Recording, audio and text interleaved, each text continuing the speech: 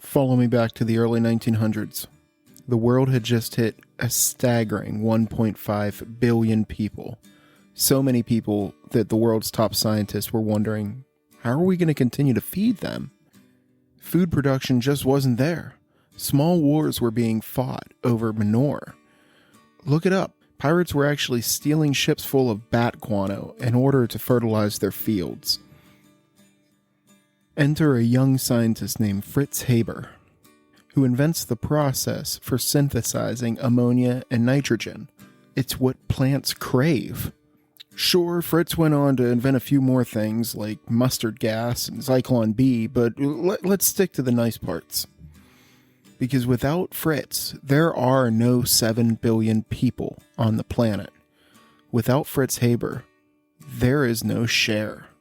So the next time you're enjoying yourself some nice, crisp Cher, you go ahead and thank Fritz. And welcome to You've Got Mails. Born October 26th, 1942. Died April 29th, 2014. Robert William Hoskins. This episode is for you, my friend. You made me believe a small-time plumber from New York could save the world from a parallel dimension full of evil dinosaur descendants. You made me believe that you were best friends with a cartoon rabbit. And you gave me hope that an average slubby-looking guy could get peak Cher. Welcome to You've Got Mails, everybody. I'm Jason. I'm here with CJ. How did that even work? He was punching way above his weight class in this movie. It's all about, like you always say, CJ, you make him laugh, then you make him breakfast. He did show up with the Big D energy in this entire movie. He was shoe fawns for a few minutes in this movie. Like, he rolled in and just started bumping machines and they were working. Not since Al Bundy has a shoe salesman had this much swagger on my television. That's all I can think. Welcome, everyone. On today's episode, we'll be discussing 1990s Mermaids. Had you ever heard of this movie before? No. I didn't either. I mentioned it to a couple people, and they're like, oh, yeah, that's that one with Cher. And I think I saw that. I remember watching that on, like, Fox 53 back in the day. Like, daytime, they'd rerun it. But yeah, these movies scare me because you look at the cast and you go, I should know about this movie. Yeah, right? So it's got to be terrible, right? And we're not saying it's not, but we'll talk about it. Yeah. So this movie focuses on the Flax family. It's Cher, Rachel Flax, Winona Ryder, who plays Charlotte Flax, and an itty-bitty Christina Ricci. Little tiny girl. She really grew into that forehead. Yeah, she really did. This was her first acting credit ever, and she plays Katie, the little sister. She's so better than most people in most movies. And no, she's great in this. Like, yeah, as far as children Ricci's actors, amazing. as far as children actors go, she was really good. But this movie starts out 1963. So this is a period piece. This movie was done in 1990. It's set in 1963. I love seeing like what a time period can look like through another time period's eyes. So we're seeing the 60s via the 90s. Yes. It's awesome. Like, it's a whole different thing than if you made a movie about the 60s today. Yeah, and also, I know you're a big fan of soundtracks. This movie killed it for me as Banging far as music goes. Yeah, 'cause it was all 60s music. And it definitely set the tone and got me invested right away with the soundtrack. We start out, though, at a swim meet, and we get, oh man, I want to say almost too much voiceover from Winona Ryder in this movie. Like, her inner monologue. It's a character in itself, it is. and it's not a good character. I was about to say, it should have an acting credit of its own. Yeah. Just her voice. So there, her inner monologue runs wild over this movie. But we get her kind of like introduction to the family. We're talking, the little sister has hopes of being an Olympic swimmer, and she's really good. Like, every time you see her at a swim meet, she's winning the gold. She's big time. Like, she's an excellent little swimmer. Like, people are calling the shot. They're like, you've got to keep this girl training. She'll be in the Olympics. Yes. And they're like, she's 9. Yeah, and she's also talking about how much, like, everyone loves her. Like, she's just she's one of those kids that just, like, can do no wrong, and everybody just thinks she's great, which really is. I mean, she doesn't do anything wrong in this movie. She really is just a good, sweet kid. Like, yep. She's like the only character in this movie that isn't really flawed in some way or another. I'm pretty She's sure the innocent. if she wasn't like in this family, it would have ended with murder-suicide. Like, she was really the glue holding this family together. This movie does take a dark turn, but it really does. Not quite that dark. And then we cut from the scene at the swim meet to like their little apartment where they live. I think they're living in Oklahoma at this point. Yes. We come to find out that they've moved about 18 times. And Charlotte's talking about her mom, who she refers to as Mrs. Flax. Never calls her mom, never calls her by her first name, which is Rachel, and obviously played by Cher. What can I say about Cher? That won't get me in trouble somewhere else. I'm not going to say anything about Cher, other than she's an excellent actress. You've got a type, and that type? Cher. We find out Cher's kind of like an unconventional mom. She's like fun mom. She's fun mom that never wanted to be mom. Yeah, pretty much. And like Charlotte is more of a grown up in a way in the family than mom is. Mom is, she doesn't cook. All she makes is finger foods. Everything, like her budget on little tiny toothpicks with American flags, like everything. There must have been hundreds of them on screen during this movie. Yeah, she makes like marshmallow kebabs, and it's just candy and marshmallows like on a kebab. Yep. She cuts all of her sandwiches into fun little shapes. Like everything's a finger food if you're Cher, and she doesn't really cook. She just makes hors d'oeuvres all the time. Charlotte is, for whatever reason, obsessed with becoming like a Catholic nun. She's like super chaste, like super. Yeah, is that redundant? Are there religious nuns that aren't Catholic, or is nunnery specific to the Catholicism? In the 60s, there was a lot of women that just got forced to be nuns that probably weren't Catholic. I'm just wondering because I said Catholic nun, and I was like, that might be overdoing it. There's not like Hindu nuns out there running around. There could be. I don't know. I'm not. This is our religion corner. I'm not a religious man. No. I don't really know what I'm talking about. So let's move on. But we find out, she is like super chaste, like you said, and like has this like real hard on for becoming like a Catholic nun. But they're a Jewish family, and Cher like reminds her of this any chance she gets. I love how she just breezes by. We're Jewish and walks away. Yeah, like she's there praying to a statue of the Virgin Mary, and Cher just swings by and just reminds her again. But Cher's getting ready for a date, and she's getting all done up.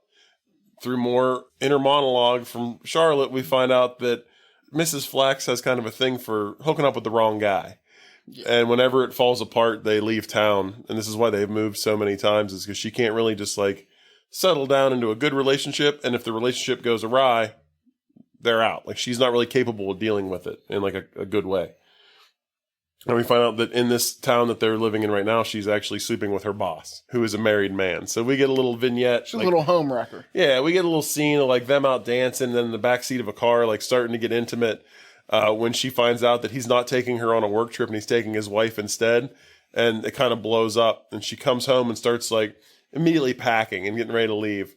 And Charlotte says the telltale signs are all there. Like, obviously, like this relationship is about to end, and Mrs. Flax is ready to be on the run. She's seen it too many times. Like, think about it. 15 years old, has moved 18 times. Yeah, and then the little sister is probably like 7 or 8. That's abuse. It's not great. Like, yeah. I wrote in my notes so many times in this, like, Cher is a terrible mother. Like, 100%. Really? Like, just not a great mom. Just doing everything wrong. Really, like even her redemption arc is just her reaching the heights of not as terrible of a mother. Yeah, well, I mean, you can see that she maybe is kind of going to like settle down and change, but you're still not really sure. The way that she picks like the next place they're going to move, which I don't even know how this is possible. But she's just essentially spins the globe. I think she actually has like a paper map, like a map of the United States. Yeah. She just runs her finger across it and stops on a spot. Yeah, with her eyes closed and boop. And we're moving somewhere close to Boston. Not in the city of Boston, but like an outer suburb of Boston. And they just pack up and leave. We also get like a little scene of Charlotte talking about how she doesn't know who her father is. We never do find out, but we kind of get the sense that Cher may or may not know either. I don't really know. Like, because we find out that her little sister was like a one-night stand. Yeah, well, the guy that just disappeared. Yeah. Well, he was actually an Olympic swimmer, and Cher was a maid at the hotel where they were staying. Oh, so that's true? Yeah, which explains why the little girl was such a great swimmer. See, that felt like a story she was just making up. No, I felt like that was a true story, because she's telling Bob Hoskins' character this. Like, your daddy was a dolphin. Yeah. And I'm a mermaid. I'm a mermaid. And that's the end of the movie. They're all real mermaids. But Charlotte has like she has like a flashback to the only real memory she has of her father. And she's not even sure it was her father. It's just like this moment during an eclipse where he's like putting the glasses on her and he's facing her with his back to the sun. And you can't even see the guy's face. It's just a silhouette. So she doesn't really know. He's rocking some nice bowling shoes. He's rocking nice bowling. We know he was a bowler. But that's all we really know. They pull into the new town, this new house. They have like a whole ass house. Like, I don't know. This was the 60s, man. That house cost $300. Like, what is Mrs. Flax doing? Like, how can she afford to move Mostly 18 times? Yeah, that's true. And she's driving from Oklahoma to Boston. Yeah, just the gas there alone was and a the scene travel. where she's like, I'm leaving town, but if you want me to not tell your wife on the way out, it's going to cost you a new house. Yeah. Which is probably like $400 or $500 back then. All of her exes pay to rehome her. But as they pull up to the new house, we meet Joe. Joe is... So I guess he's in 16 Candles. I've never seen 16 Candles, but during my research, I found out he's like one of the main love interests from 16 Candles, this guy. But they pull up, and he's clearly an older man. Not like old, but we find out he's 26. He's a lot older than 15. He's problematically old is what he is. Yeah. But they pull up, and he's there kind of to greet them and meets the family and explains to him that he works up on the hill at the convent. So this immediately, like, Charlotte is... First of all, she sees him as they pull into the drive, and there's a sploosh. Oh, yeah. Big old religious sploosh. An inappropriate... No, this isn't a religious... This is before she knows that he works at the convent. This is a handsome man who's 11 years older than me, sploosh. They could have just been like, yeah, he's 17. And I'd have been like, all right, I won't have to think about this. Yeah, this or you could have made Charlotte's character 18. It could have been like her senior year of high school. There was no need for... Even 18 and 26. That's a big jump. It is, but at least it's a legal jump. Legal, yeah. It's creepy right now. But they pull up, like, he explains to them he works up on the hill, and like if they need anything, like he's kind of like the jack of all trades around the town. We also find out he's the school bus driver. He works at the convent. He's a handyman. He's a beer delivery guy at one point. Like, this guy, he's like Oscar from The Office. I was gonna say he's the Oscar of this movie. Yeah, except for not funny, just a little pedo-y. Yeah, and way creepier. And to be honest, Oscar from The Office was kind of creepy in the proposal, but not to this level. At least it was age appropriate. It's 26 years, though. I mean, he's got a lot under his belt. Yeah. But, they go inside, and Cher kind of says, oh, he's 26, and, like, mentions how old he is, which is the first time you find out how old he is. From there, Charlotte kind of creeps around the... Nunnery? The nunnery for a bit. Is that a word, nunnery? The convent. I think nunnery is a word. Okay. They call it a convent, but I think nunnery is a word. Again, we're not religious men here. We are losing the religious following here. We don't really... I don't think we have much of one. And we get to see a nice scene of the nuns playing horseshoes and really just getting into the horseshoes. Dude, they were frolicking. That's what I wrote here. Frolicking nuns. Yeah, I liked it because you don't. They were skipping around. When you think of nuns, you don't really think they're out there having a good time, but they were having like yard games. I can see why she wanted to be a fucking nun. They were really getting into it. And she also spies on Joe a little bit, like he's out working, toiling in the fields, whatever you do at a nunnery. Like he's just out there. Maybe weeding. I don't know. For a lot of women that are supposed to stay virgins for the rest of their life, that's not the guy that I'd want like hanging around. No, this big strapping young man is pretty handsome. The nuns don't ever seem to give him a second look. But cut to in town, Mrs. Flax has a job at like an office. Like she's found a new job already, and the boss's wife is in the office and is just giving her like the most mean side eye, like while she's at her desk typing, as you do when your husband. Hires Cher. Yeah. But the boss comes out and says he's about to take his wife out for lunch and, tells her to get all the work done by the time he's back. And she's not allowed to leave the office. As soon as he leaves, Cher's immediately up and out of the office, and she calls the guy an asshole, I think. Like, she's not a big fan of the new job. And the girls meet her outside of her work. So they are going to go shoe shopping because they're all about to go back to school. They go to the shoe store. And this is where we meet Bob Hoskins' character, the Lou. Man. I fucking love Bob Hoskins. Like, he's such an integral part of my childhood, which is weird. But, like, just Roger Rabbit, I watched that movie so many times as a kid and, like, just loved his character. Just that last part. I mean, even Super Mario, I'd watched multiple times growing up. Hook. I think I have a Hook, yes. Yeah. Yes, Hook. I think I've only watched the Super Mario movie one time. This guy is all of, 4'8"? You'd think he was taller when he's laying on his back. He rolled in there with the biggest D energy I've ever seen. Yeah, it's just I'm a Hook Prime Cher. Yeah, I would have went out on a date with Bob Hoskins after seeing him in this movie. But we find out the nuns are buying new shoes as well. So they walk in, the nuns. Yeah, that's the Mother Superior. Mother Superior, and Charlotte is just having a panic attack. Like she wants to talk, and the whole time in her head she's like, I want to ask them all these like weird, inappropriate questions. Like, what kind of underwear do you wear? Like, oh, it's like weird. She wants to be a nun, but she has like the weirdest questions about being a nun. Like, she's very conflicted. Like, she's going through like. She asks, she wants to ask, are you keeping chaste thoughts at all time? And what color is your bra? Yeah, yes. Yeah, it's weird. She's a young girl who's like basically going through puberty and like starting to have feelings for boys, it seems like, but also wants to be a nun. And there's like this constant internal struggle. This is between where the two. This is where I would call this a chick flick, I think. Just this inner monologue of what it's like to be a teenage girl, just feeling feelings, I guess. Yeah. It's weird. Yeah. Once they get the nuns all set up with their shoes and they go to leave, there's like a really awkward exchange where Charlotte gets up like to talk to the Mother Superior and just stares at her like blankly with nothing to say. And then the nun's just like, okay, dear, well, it was nice to see you, and walks out. And then old Lou hooks up little Katie with some new shoes and lays the game on thick to Cher. I mean, fast and hard. Very flirtatious, but doesn't like ask her out. Just like kind of, I think he might ask like where her husband's at, and she tells him, I'm single. But he also asks if she'll be at the parent-teacher night at the new school. And she says yes, and he says, well, I'll be there too. But doesn't have any kids. Or they're old. Like, she's like, oh, or do your kids go to school too? And he's like, oh, no, they're all old and out of school at this point. When you're bringing those kind of vibes, maybe this is just his play. Yeah, I mean, yeah, you know, like, there's some widows here. I'm gonna go do. I do actually think that's why Lou went to child teacher night. I don't think he went for any other reason. But you'd think like, well, it was the '60s. Like nowadays, you try to go to a parent teacher thing like without any kids in the school, like you're going to be asked to leave. They just shut down a local elementary school for 8 hours here with like SWAT teams because a guy wandered in. He was like a pizza delivery guy, and he wandered in unannounced. Yeah. Bob Hoskins just like, no, I run this shit. This is my game. Yeah, Lou's going. So first day of school comes, and this is where we find out that Joe drives the school bus as well. So Charlotte gets on the bus all by herself. Like, no other kids are on this bus route the entire time. Like, she sits all the way in the back and all the way to school and then back. And on the way back, she like wants to kind of strike up a conversation. Like, she's inner monologuing again constantly, thinking about talking to him. And finally, he kind of breaks the ice and says, oh, do you like the new house? She says, no, I hate it. And he's like, oh, well, I was born there. And then inner monologue, I love this house. Like, she's immediately into the house. But when she goes to get off the bus, she's kind of hinting around like she wants to hang out with him.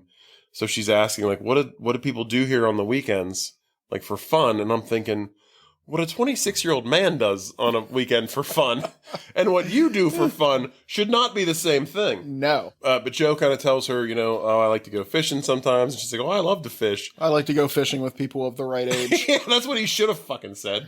But they talk a little bit, and he eventually is kind of like, oh, yeah, if you want to kind of tag along. Well, I think she won't, like, she's holding the bus door until finally he's like, for fuck's sake, do you want to go? Yeah, she's half in the fucking thing. When she walks in the house from that interaction, Mrs. Flack Cher has like found like sort of a friend. It's like the door-to-door cosmetic sales lady from the town. And she's getting makeup on everybody. And we get a little backstory on Joe where the woman is like, oh, it's really kind of a sad story. Like, he was a star football player and he was great. And then he kind of just fell apart because his girlfriend just up and left town one day. And everybody kind of thinks that maybe he got her pregnant and then she rolled out of town. This is back when people talked. Oh, yeah. Like, people, like, neighbors, little towns, everybody knew. I can name at least 10 of my, like, close proximity neighbors. I don't know a single one of their last names. I'm house sitting for a woman that I don't even know her last name. Or cat sitting, I should say, for a woman. I don't even know her last name. Like, I hope does she listen to the podcast? She's going to find out they don't know her last name here, like, real soon. No, that's how, she doesn't even know I do a podcast. Oh. That's what I mean. Like, this is back, like. We can have one more listener, CJ. Why aren't you out there promoting the pod? Then we'd have 7. I know. Hey, 7's better than 6. I'll take it. From here, though, we go to parent-teacher night, and Bob Hoskins is there just hanging out, spitting game. And you can tell, like, Cher's kind of like, she's like the town. Flues. But she's not, though. Like, she just dresses a little different than everybody else. Like, she's not prim and proper. Oh, she walks in and every guy in that room's head turns. That's a thing in this, like, the entire, like, when they're walking down the street of the town, like, every guy that walks by is, like, checking her out. Which, I mean, sure. I mean, I'm looking, too. I mean, she's fishing. She's throwing the hook out, man. But at this point, Bob Hoskins finally asks her out on a date. And I loved his line. He was like, I try not to get involved with women right before the World Series starts, but for you, I'll make an exception. Yeah. Because he's a huge baseball fan. And she agrees to go on a date with him. She says, well, how about breakfast? And the date is set. So now we get like a scene where like two dates play out kind of at the same time. Where Charlotte is going on her fishing date with Joe, who is 11 years older than her. Thankfully, they don't show a lot of that date. They kind of just jump past it. Like, they show them kind of walking down to the creek, and then it cuts to... Yeah, and they talk a little bit, Cher but and nothing Bob. really serious, yeah. And then, but it's funny, because she's, like, making sandwiches for him. Like, she's really trying to, like, go all out for this date. Like, she's packing a lunch and everything. And Cher walks by with, like, a cookie cutter and just cuts them into the stars, because she doesn't know how not to, like, make food fun. Like, it's just not a thing that she can do. Is that why she does it? I couldn't, like, everything that had to do with this man that was 11 years older than her. Yeah. Like, their relationship, it almost felt like Cher was jealous. Or was she just being, like, She's just a bad mom. she's just a bad Like, mom? she knows that, like, this guy's 11 years older. Her daughter is 15, and she knows that her daughter is interested in a man who is 26 and is, like, thinks nothing of it the entire movie. It's not a big deal. I mean, I know the 60s were a different time, but that's this the only is thing I weird. could think was maybe it was the 60s, but again, like, you could have just changed the age of one of these people, Yeah. and it would have been fine. Like, anything would have been better than this. Unless one of them got older or younger. But, like, I mean, for fuck's sake. We also get the scene with Lou and Bob Hoskins and Cher having breakfast together. And, again, she has made, like, the weirdest looking food you've ever seen. I don't even know what it is at this point. It's just little tiny, like, hors d'oeuvres. But it's, like, very cheaply made. It's like if you took a bunch of little Debbie snack cakes and just stuck them on a stick. Like, that's what they're eating cut them in for half, breakfast. stick them on a stick. Yeah, that's what they're eating for breakfast. And Lou is just kind of like talking and they're flirting back and forth. He's asking her about, like, this is where we find out that Kate's dad was an Olympic swimmer. And he's asking about, like, the girls' dads and her previous relationships. And he's kind of talking about how, like, well, he's not divorced. He's actually married but separated. Yeah. And has, like, 2 grown kids. Back then, you just don't get divorced. Well, Cher just never gets married. At this point, Lou kind of gets up and he's like, well, you know what? And he's getting real nervous. There's sexual tension between Cher and Bob Hoskins, if you can believe it. And God damn it, I believed it. And he gets up and he's like, well, hey, you know, like, why don't we could go out? You want to go out? And she's like, not really. Do you want to go out? And he's like, no, not really. Smash cut to them in bed. Boom. Like, it's just, they've decided to stay in and just have, like, breakfast and then sex. Pure animal magnetism between the two of them. Yeah, it was quite the date. I mean, even their pillow talk, you believe it. Bob Hoskins is super charming in this. Like, I could believe, like I said, I believe that Cher would fall for Bob Hoskins because the guy was just putting it out there, giving us all hope. All of us chuds. Yeah. After this, there's just like a scene, like Halloween. We go through kind of the holidays in this movie because we get Halloween, we get Thanksgiving, we get Christmas and New Year's. Mm-hmm. The first holiday is Halloween, and they're just handing out candy. And this is like the only reason I bring this up. The scene meant nothing, and nothing happens in it except for the fact that Cher gives out toothpaste as a Halloween fucking treat. Which is weird because her dinners are mostly marshmallows. Well, I guess you got to hold on to that stuff for the fucking kids. Like, you can't give out the good stuff for like, she buys the Halloween candy and then puts it on sticks and feeds it to their kids for dinner. We get an adorable shot of Christina Ricci wearing a pumpkin for a head. Yeah, she does run out with a pumpkin on her head. Which I was almost going to make my chick flick to a dick flick. Like, I was just like, oh, that's creepy, but adorable. But the only reason I bring it up is because she gives the kids toothpaste, which I fucking can't believe. We get another scene where Lou invites the whole family over to his. This starts to become a thing where Lou isn't just dating Cher. He is, like, kind of becoming like a father figure to the kids. Like, he really seems to care about, like, the whole family. Well, he knows. He's like, if you're going to fall for a girl that's got 2 kids, Yeah. you got to fall for the kids, too. You're not dating one person. He ain't shoplifting the pootie. He ain't shoplifting the Yeah, food. you know what I mean? He had a single mom. He knows how to work it. So he invites the kids over too, and he has like a room for them because, like I say, he had kids, so you can tell he has like this bedroom with like 2 small beds in it for children. So he's got a place for them to stay. Did you once question like why his kids don't come around at all? Like how? What I just did he assumed do? they were grown. Like that's the way he talked, was they were grown and out of school. But it's also weird, like if his kids are grown, why he still has a bedroom with 2 small sized beds in it for children. Mm-hmm. You know what? This is creepy. There's a little weirdness. This could have been, if I would have thought about this sooner, this could have been a chick flick to a dick flick sort of thing. But he takes Cher up into like his attic, and his passion is painting. He's not a good painter, but he loves to paint. His paintings are bad. They're really bad. Really bad. he dresses her up like Cleopatra and puts her on a couch, and he paints her, and it is a very bad painting. Yeah, he does not draw her like one of the French women. Yeah, and then we get a scene where like it's late at night, everybody's asleep, and there's a big storm, and it wakes up Rachel, and she goes to find her mom and finds her just asleep on this couch, like dressed like Cleopatra. And there's this moment where she, more fucking inner monologue from Winona, is just kind of like, sometimes I feel like I'm the parent and you're the child, because like you just live your life in this like weird way where you don't take any responsibility for anything and just coasting through life having this great time. And the rest of us are kind of like trying to take Picking care up the pieces. Yeah, kind of trying to take care of you. This next scene, tell me what you think. This was a weird scene for me. They do this whole thing based around the JFK assassination, where this movie took like a weird when shift. they showed this, when they first started the movie, it cuts to, hey, it's 1963. And I was like, why does 1963 sound important? And then a few scenes later, toward the beginning, they cut like they're walking by a TV or something. Because back then, nobody owned a TV. You only watched it through a store window. Yeah.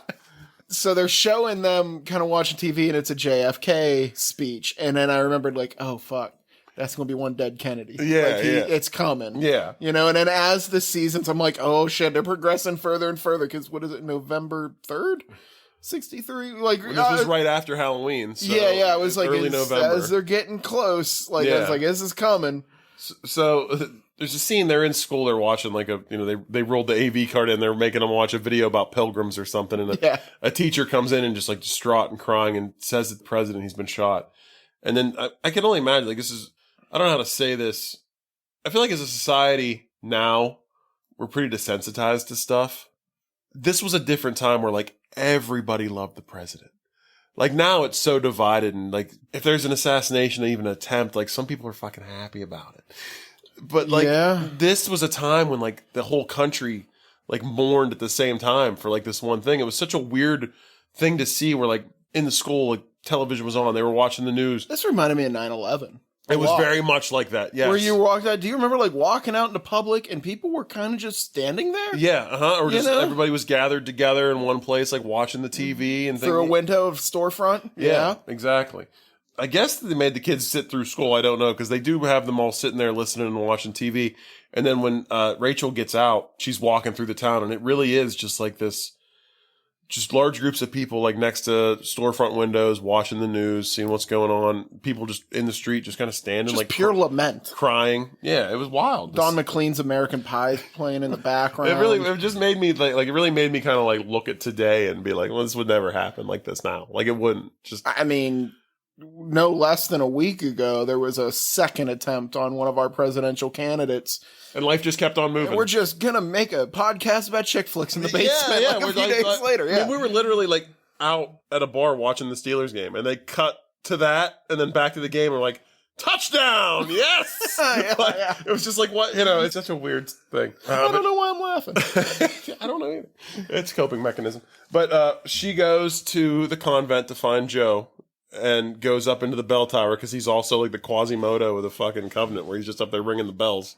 All right, this bell tower would not have these creepy ass statues, and like I've never been in a bell tower before. There's a lot of detail. It was like an old church. I bet they put some sculptures and stuff all over the place. Oh man! But she goes up, and this was like the creepiest, like weirdest scene. Like I'm already like not buying into this relationship because obviously it's fucking statutory rape at this point. Like it's not okay. Like and none this of this guy's is like, okay. this is where I come to brood. But he's up there ringing the bells, and she goes up and like embraces him because apparently, well, I mean, I don't want to say she knew he was a big Kennedy fan because everybody's upset. So I guess she just knew that he would be upset and wanted to be with him at this time. He is just crying, and then she makes a move on him and just like aggressively starts making out with him, like taking advantage of Joe in his time of grief. He don't stop it. He doesn't stop it. No. And they kind of start to lay down in the bell tower, and she looks up and sees this is like a real like horror movie vibe to me, where there's jump like scares. There's like these like hard cuts and flashes of like these statues of these saints like staring down at her, and she like freaks out and jumps up and like runs off. And she goes home and she has to immediately get a shower. Like she says in her inner monologue, I have to wash the sin off of me, basically. Yeah. I mean, I get it. Like when something tragic happens, you want to be near the... This is why when Burt Reynolds died, like I called you first. Yes. Well, I was like, Jason. Yeah. What are you doing? I'm mourning the bandit. Come on over. Yeah, Yeah. Thank God you didn't have a bell tower. And then I grew this mustache and I haven't shaved it off since. True. And then she thinks that she's pregnant. Like in her mind now, she's a 15-year-old girl. Her mother has never talked to her apparently about sex, even though she seems to be having sex with everybody, the mom, but she does not really talk to her kids about it. And she's also like sending her off on a date with a 26-year-old.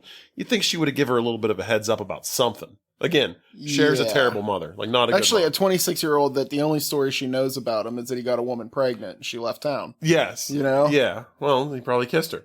But she thinks she's pregnant from kissing, and she is trying to like... She wants to tell her mom, but doesn't know how. And there is like this whole scene, which this is where the inner monologue drove me absolutely crazy. It would be like a scene with the two of them together. Like she goes in and her mom's actually in the tub and she sits down next to her. And in her head, she's like, I have to tell her I might be pregnant with like the next Jewish Italian Messiah. And it's just talking and talking. And Cher's like, are you going to tell me whatever you're thinking about? And then she just keeps thinking stuff and like saying stuff, but never says anything. And it's just like this thing where like Cher's having to act off of like a voiceover. Off of a weird Winona Ryder, which a lot of people have acted off of. Yeah, I mean, I love Winona. So instead of like being able to like talk about it or tell her mom what's going on, instead she just steals her car. And drives, she runs outside, gets in the car and just leaves. And Cher sees her go and she's like, what the hell is going on? She drives that car from Boston into Connecticut until she breaks down at someone's house. Essentially, probably just runs out of gas, whatever. And goes on a full psychological meltdown. This was insane. She walks up to this house and this man opens the door and she goes, oh, I'm having some engine troubles. Barges past him into this home of this husband and wife and two small children and basically just like infiltrates their home. She goes full Dennis Quaid. Like she just starts making up a life. She's making up all these stories about a family that she has. What this really is, like when she leaves, again, her fucking inner monologue is like, I just wish I knew, like I need to talk to my dad. I don't know where my dad is. That's who I need to talk to. She has no clue who he is.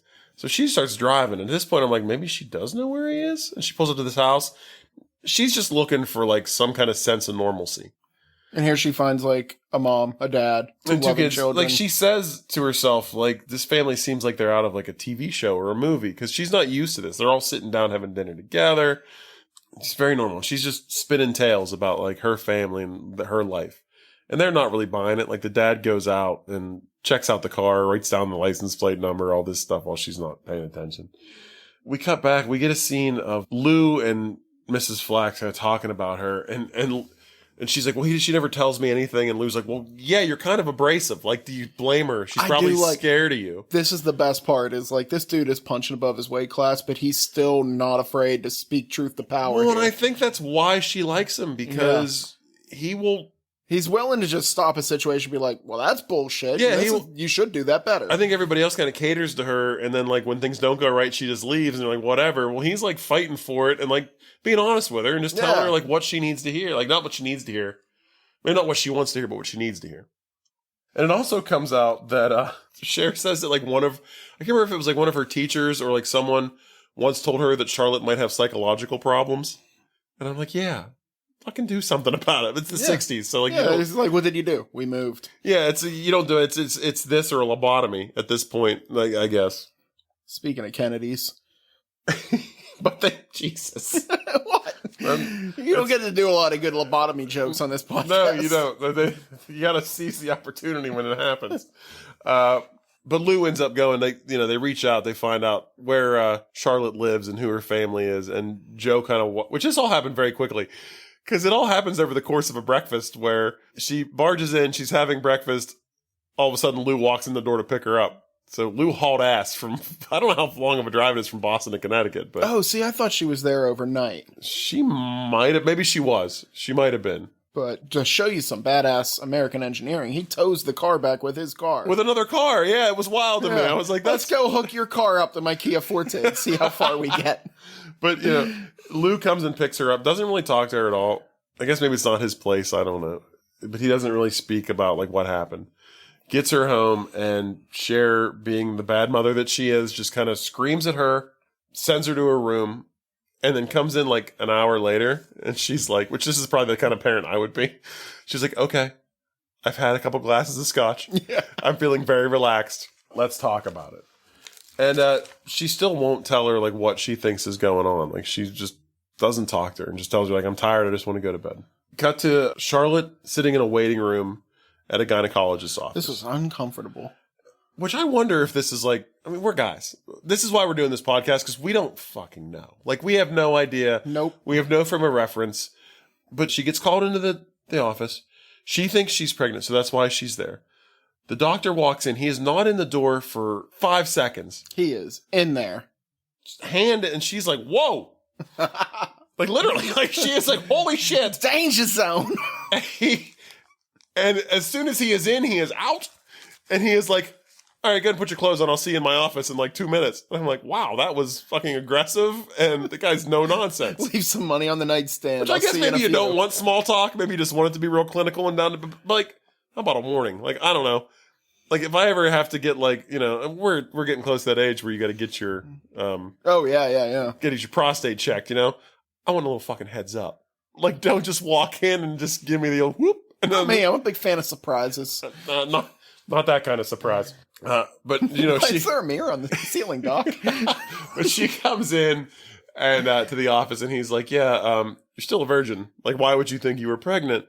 Doesn't your mom ever talk to you about sex? And she's like, oh, no, my mom's a great woman. Like, she talks to us about everything. Lying, obviously. This made me think of, like, how my mom taught me about the birds and the bees, which was basically, like, I started asking her questions, and, like, the next night, she just kind of kicked my bed while I was sleeping and turned on Cinemax and left. Jesus. Oh, fuck. Good morning, she's like, that's how it happens, kid. Like, yeah. Is David Duchovny always narrating it? It's a Red Shoes Diary reference for those of you at home. So, you know, she finds out she's not pregnant. We get another scene, and like, again, this is like, Lou is the best character in this one. I fucking love Lou. Yeah. But Lou is, again, like, they're back at his place, and he is, like, taking his child's bedroom for these two girls, and they paint the whole thing. Like, they make it, like, this underwater thing for Katie, because she, like, loves to be underwater. She loves to swim. He makes, like, this beautiful, like, ocean scene. Like, they make paper mache shit. Like, yeah, this guy's super dad. Yeah, he is. He really is. He's doing a great job. Like, if I had a dad like this, I'd probably be president by now. And then Cher comes back, you know, to Lou's place, and they have, like, this big family dinner where they're all sitting around the table. And there's a scene earlier where he has them over for dinner, and they're all in different parts of the kitchen, sitting on counters. And he's like, is this how you eat dinner together? Animals. Yeah, like, he wants, like, this family. Like, it's the 60s. He wants this nuclear family. Yeah. Like, everybody together at the table, like, talking about your days. And Cher's just kind of looking at this, like, what is going on? Like, this is so weird to me and so foreign to me. And after they put the kids to bed, they get into this big blowout argument where she is accusing him of, like, using the kids to get to her. And he's like, no, like, I just like your kids. Like, I like you. Why wouldn't I like your kids? Like, he actually uses the line, I've never felt so much before like I wanted to hit a woman than I do right now. And I was like, I don't know how I feel about this. You're right, but you're wrong, bro. Like, you're not right, but you are right. Like, but yeah, he doesn't. Like, but he's so frustrated with her because she is, like, just. Because she's mad that he loves the kids. He's berating her because he's, like, trying to make this, like, a family. Like, he really cares about all of them. And he gets the kind of the upper hand where he stomps off and he's like, you need to think about yourself. Yeah, and he like, goes leaves. Upstairs and she's just, like, on the bed, or she's on the stairs, like, oh, shit. Like, she has that look on her face, like, I'm an asshole. Like, I fucked up. Yeah. From there, though, we cut to the New Year's Eve portion of the movie. There's going to be a big costume party, which we heard about a little bit before in the movie. This is the only reason, I guess, this movie is called Mermaids. The title of this movie makes no sense to me. Not at all. But Cher is dressed as a mermaid. Like, this is At her. one point, they could have made an analogy or something, but no. Yeah. They just say mermaid a lot in, like, 14 seconds. Yeah, this is the only part of the movie where there's a mermaid involved. And also, they kind of gloss over, like, all of a sudden, it's like Charlotte's fine again. They're happy. They're laughing. Like, there was never any discussion about the fact that she thought she was pregnant. Like, none of this. Yeah, this is called being bipolar. Yeah, none of this happens. You have your ups, you have your downs. Yeah, but we see the New Year's Eve party, and Cher's there as the mermaid. Lou's dressed as a pirate. He's wearing, like, giving him Hook vibes. Yeah, that's probably how he got cast in Hook, wearing a cool pirate costume. And they're fine. Like, they had that big argument, but they gloss over that too, which, I mean, that's normal. I mean, you fight, you work things out. You don't always have to see all that stuff. They're good at this point. But Lou is kind of like, what if I asked you to marry me right now? And she says, you're still married. Like, no. And then he asks if she'll move in with him. He says no. Now, and this whole fight kind of started because he's asked her to go on a trip with him. And she was like, that sounds like torture. And he was like, she's just kind of being a dick to Lou. Like, yeah. Like, well, he does want to go to the Baseball Hall of Fame. Whatever. I mean, you gotta give some up sometimes. Yeah, go with Lou to the Baseball Hall of Fame. You can tell Cher is just kind of afraid to settle down. Like, that's why she's moved so many times and has, like, left so many times. And, like, she's just a commitment phobe, I guess, maybe, in a way. But she asks Lou, are we going to go home together tonight? And Lou gives her, like, fuck Lou's smooth, man. Smooth as butter. Man. He's like, maybe another night. Gives her a kiss and, like, leaves. Like, he's like, you know what? I'm not dealing with this shit. Like, I'm not angry. We're not going to fight about it. Yeah. But you can sleep somewhere else. Like, I'm not taking you home with me. Like, I'm going to just do my own thing. Like, I'm not happy with the way tonight went.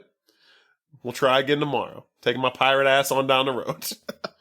But at this point, Joe, 26-year-old Joe, is also the town Uber driver. Yeah, he dropped off like a case of beer. So he's there and Cher needs a ride home. So I'm sorry, he's Uber Eats and Uber. Yeah, he's Uber Eats and Uber. So Cher asks him for a ride home. And when they get back to the house, she gets out of the car and he walks around like, let her out. And she fucking kisses him. Hard. Like, she says it's a New Year's Eve kiss. This was not like a small peck. Like, this was her making a move on Joe. And Joe, yet again, not knowing when to pull away from a very inappropriate kiss. Yeah, I got the feeling throughout this movie, I put it in my notes, did Joe seem like a little slow to you? Like, he just seemed like kind of like this big, dumb, like, town idiot. I think he is kind of a dummy. Yeah, he's just not...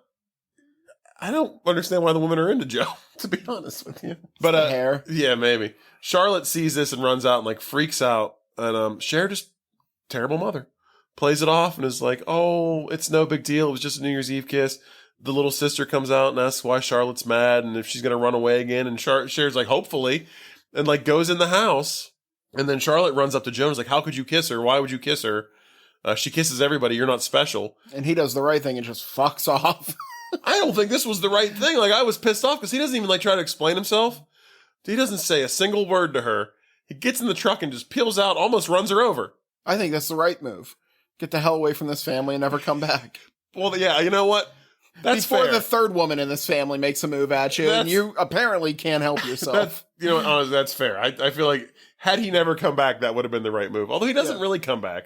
This poor guy is just trying to do his job at the convent, and everybody just keeps finding him. He should be putting him in nunnery in Connecticut by morning. Putting him in compromising situations. So this next scene, we don't know where Cher's at, but Charlotte is like with her sister. She's watching her in the house, and she's like saying that she's going to give her a taste of her own medicine. She's like, if Joe wants my mom, like that's what he's going to get. And she puts on like one of her outfits, like does her makeup all up. And then starts drinking and also giving the little sister drink. Holy shit. Like wine. Like they're getting drunk. Drinks. They're getting drunk. I love that. It's the best scene because she's not looking at her. She's like making sandwiches or something. Yeah. And she says, all right, I'll give you like a little drink. And she goes over and pours her like a half a glass. Yeah. And she starts chugging. As soon as she turns around, she chugs it and then chugs like two more in the next 12 She's drinking it like straight seconds. out of the bottle. Yeah. It's like, this kid is cool. And then we get... And then we get, like, them sitting on the porch, like, kind of talking, and we get, like, the comical, like, she's got, like, the drunk hiccups. Like, the little sister's clearly intoxicated. Now, this scene also begins with, when she's getting ready, her sister's in the bathtub, training to be a swimmer, is constantly trying to break the world record for holding her breath. Yes. And is in the bathtub, like, putting rocks on her chest to hold her breath longer. Yeah. And, like, as soon as I saw this, I was like, they're gonna fucking my girl. Like, I know it. I knew it was coming as soon as she got into that bathtub with rocks. This is where the movie takes a very dark turn for me. Yeah. She takes her little sister to the convent, and she's looking for Joe, who's in the bell tower again. And she leaves the little sister next to, like, this, like, raging fucking, like, I don't know, it's not a river, it's like it's not a bubbling brook, though, either. It's like it's seriously moving. It's like rapids. Yeah, it's like rapids next to the convent. Like, it's a lot of water happening. There's dead nuns all over the place. And she leaves her there and walks off into the bell tower. And I'm immediately like, oh, Jesus Christ, this little girl's going to die. Goes up into the bell tower, And where her and a 26-year-old man, she's 15, mind you, have sex on the floor of this bell tower. Unprotected, I'm pretty sure. With all these creepy statues watching. This doesn't bother her at this point. Well, we cut back to, like, a little Christina Ricci by the water, and she falls in and, like, is drowning. Like, she's obviously drunk, roaming around like rocks in the water. I think... Now, this is evil, all right? But everybody knows what My Girl is, right? Yeah. You know? Yeah. I think if they would have committed, this movie would have been... Yeah. If they would have committed to this movie would have been a lot more popular. You know what? It might have been. There were no stakes in this. Yeah. Thank God the nuns come, like, rushing to the rescue and, like, jump in the water and save her. Aqua nun shows up, yeah. There's the flying nun. There's the swimming nun. It's like fucking Aqua nun force. I don't know what the fuck it was. But they pull her out of the water, and at this point, like, Charlotte hears all the screaming from up in the bell tower and comes down and is like, oh, fuck, my sister is dead. Like, they're carrying her lifeless body away. Cut to the hospital. You know, Cher comes in, furious with Charlotte. Again, though, where were you? Mother of the year, you're not. Like, you're just leaving these two girls alone. Like, after you just made out with her 26-year-old boyfriend, you just take off to God knows where. But she shows up at the hospital, basically tells Charlotte to just go home. I don't even want to see you. I don't want to look at you. Charlotte and Joe, he's like staying by her side at the house, and we get a phone call from the hospital, and like, she's going to be okay. Katie's not dead. She's fine. Thank God. I went through the whole... this 15 minutes was a roller coaster for me. And then at this point, like, they walk outside, like, Charlotte's going to go to the hospital. Or no, she's just staying home. Joe was just waiting with her to find out that Katie was okay. Because, like, her blood is on his hands. Make sure he didn't have a part in killing a child, yeah. Joe says, take care, and gets in his car. I'm like, we are not seeing this fucking guy again. Like, he has to leave town. He finally pulls the right move. He has to leave town ASAP, because he's probably just impregnated a 15-year-old, if I'm guessing correctly.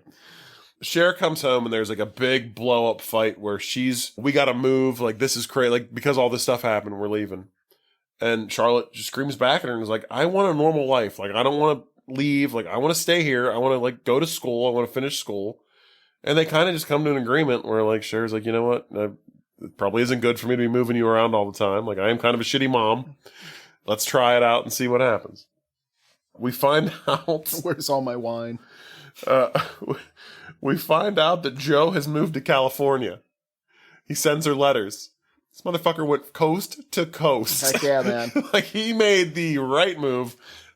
He should be in jail somewhere, probably. He had to get away. I've joined this family. It's the 60s. I've joined this hippie family. Oh, he's in the Manson family yeah. now. We see that, like... Wait, wasn't Tex Watson's real name Joe? I don't know. We see that they all went to the Baseball Hall of Fame with Lou. Yep. And that Lou and Mrs. Flax are still together, so that's nice to see. Bob Hoskins is getting his. I was worried about him. He's fine. And then they have like a fun little dance scene in the kitchen to like an old-timey 60s song.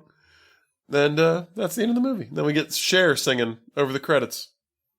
Oh, I didn't even last that long. What? Oh, I love that like final little scene with them dancing. It's like Cher. Oh, I mean, I lasted till that, and I was like, all right, I'm good. Well, the first song was Cher. It's Does He Love Me or whatever. Oh, was it? Yeah. It was a good I don't know much about Cher music. Good tune. No, it was like a cover of a 60s song. Oh. Yeah. Does he love me? I want to know. Oh, that was Cher singing that? Yeah. I guess I should have known that. Yeah, and she's got a very distinct voice.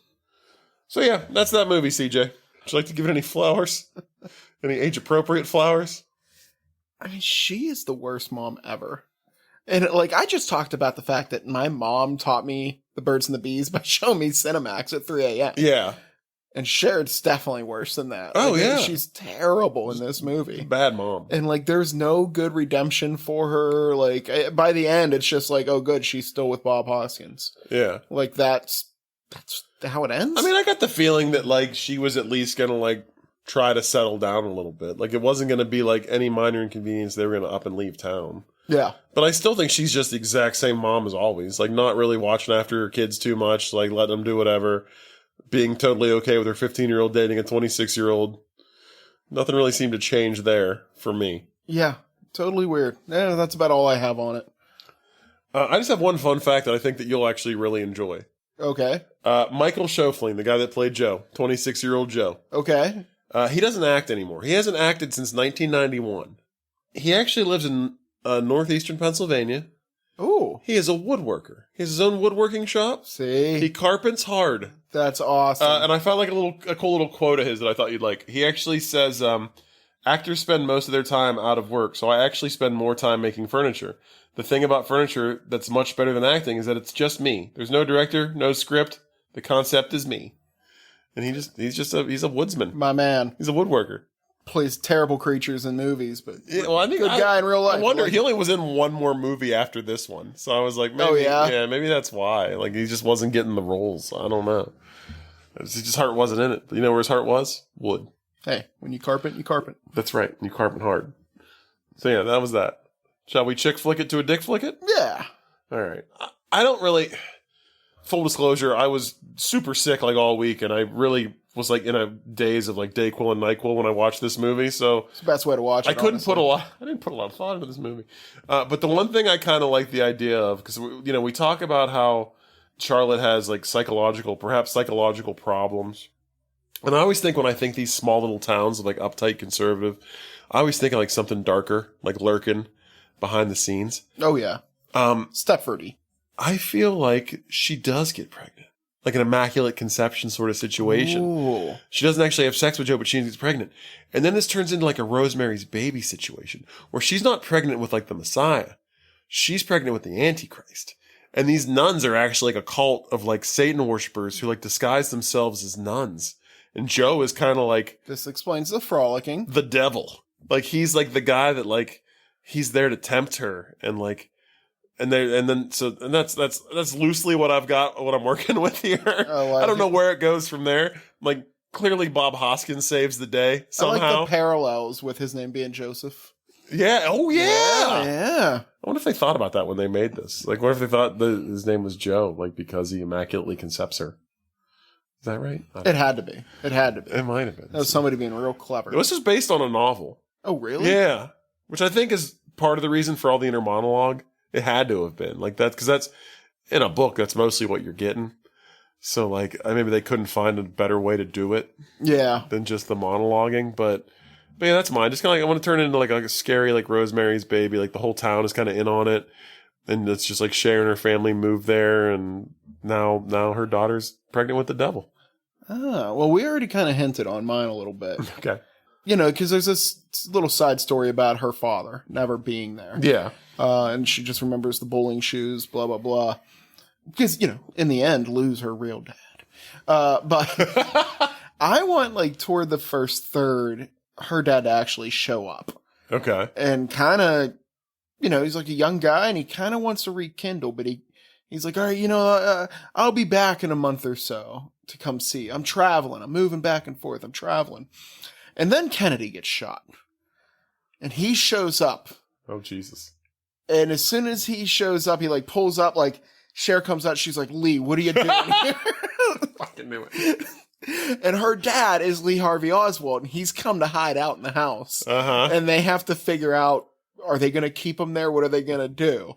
And this is like harboring a fugitive. Yes. Uh-huh. And they have to turn him in the end. Like a real psychological thriller kind of thing. Oswald. Yeah. I love it. All right. And Lee Harvey Oswald, played by Nicolas Cage, I feel like. I thought about it. I really did.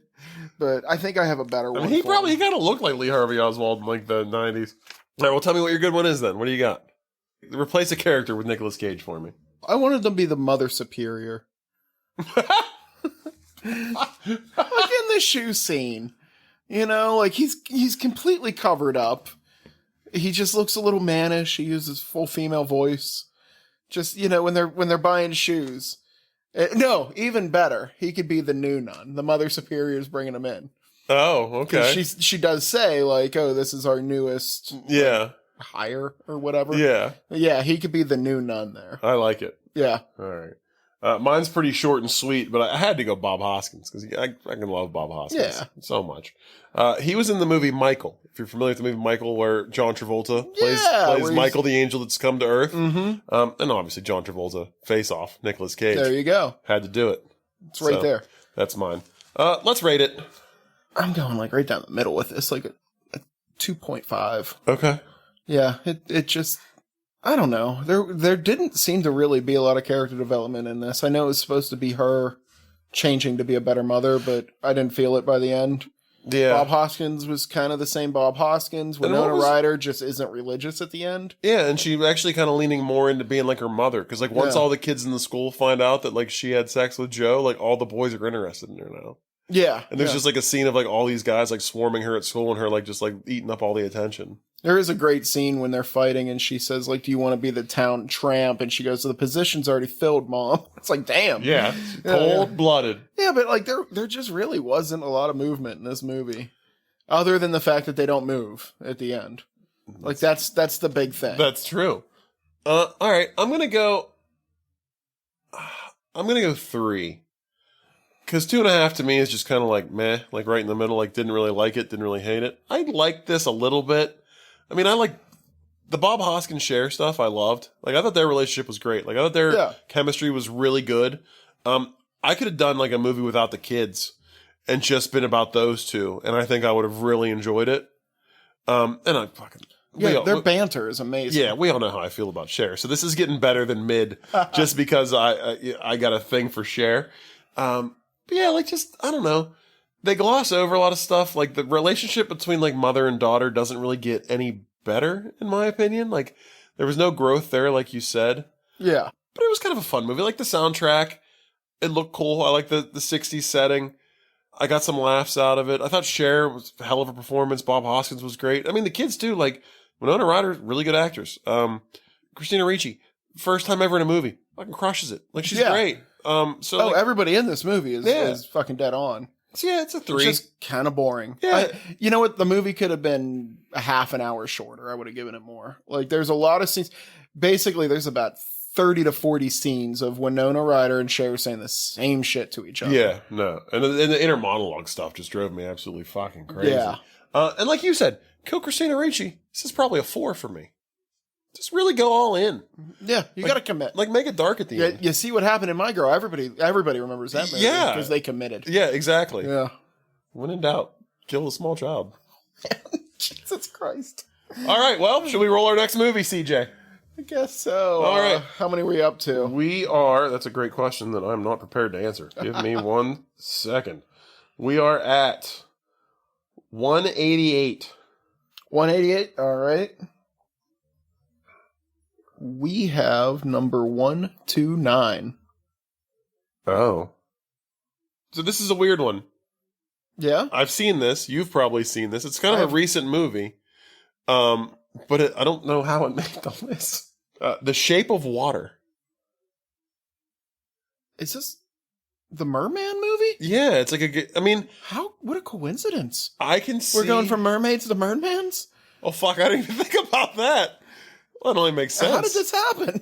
I don't know. I mean, was this on the list right after that? No, it wasn't on the list right after it. I understand. This is a Guillermo del Toro movie. Yeah, right? and it is a romance. I have not seen this. And it is. Oh, you haven't? I've heard it involves fish sex. Oh, yeah, there's fish sex, all right. It's a romance. Yeah? Yeah. Okay. You know what the fuck? You know what? This episode should be our first episode in October, so let's embrace spooky season with some... okay, it's a spooky one? I like it. It's a little dark. It's Guillermo del Toro. Yeah, that's right. That's right. It's like a dark... I'm excited, because I've never seen this movie, but that guy only hits home runs. Yeah, I mean, I can't say it's a chick flick for sure, but it's a good movie, and it's got some romance. It's got Michael Shannon is in it. I know you've got some good Michael Shannon stories. My guy. If I'm not mistaken. Absolutely. And there's lots of fish person sex. So, until next time when we discuss that, I'm going to tell you what I always tell you. Check us out on Facebook. Like our page there. CJ makes a sweet meme every week that you can check out. He puts a lot of work into. Totally. Email us at you've.gotmails@yahoo.com. Let us know, we had a lot of questions this episode. Or gynecologist visits that... Abrasive. Are there any kind of nuns that aren't Catholic? What color bras do nuns wear? Yeah, all that stuff. Or do they wear none? Would you sleep with Bob Hoskins? I know it's a yes for me. And also, wherever you get... seem cuddly, right? Yeah, He'd be a very giving lover, I feel like. He gave in this movie. And like us and subscribe to us wherever you get your podcasts. Give us a rating and a review. I know we have a decent fair amount of listeners, but not that many reviews. And if you give us some reviews, it takes 2 seconds. It gets us out there into the hearts and minds of others. And maybe one day Cher will come across this podcast and hear it and be like, I've got to meet this Jason fella. We're looking at you, Baton Rouge. We got some Give us a review in deep Creole. Yeah, I need it. Yeah, give us Las Vegas. Yeah. Hit us up, like everybody. Germany? I've given up hope pretty much, but, I still think about you often. So you're still listening. We're still here. As long as we're getting that German download, we ain't going nowhere. That's right. So until next time, everybody, when we discuss The Shape of Water, stay romantic and don't be shitty to each other. Thanks, everybody. Whew. Let me ask you, Jason. Do you like fish sticks? I'm not a gay fish.